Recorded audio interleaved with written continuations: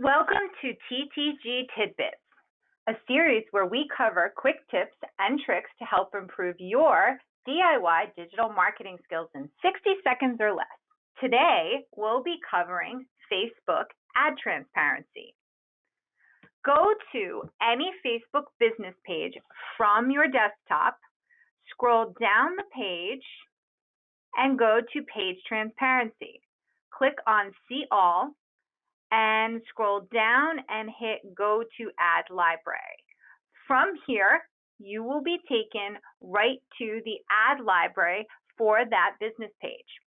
This is a great way for you to see what ads are running for your business page if you have hired another agency or someone to manage your advertising, or for you to get ideas from other local businesses in your area to see what specials and offers they're publishing in the marketplace. Thanks for watching, and be sure to like the video and subscribe to our channel for more tidbits in the future.